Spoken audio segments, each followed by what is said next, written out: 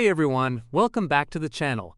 In this video, I'll show you how to uninstall the KB5083631 update on Windows 11 step by step. Let's get started. First, open the Start menu. Click on Settings. Go to Windows Update. Click on Update History. Scroll all the way down. Now click on Uninstall Updates. Locate the KB5083631 update. Click on Uninstall.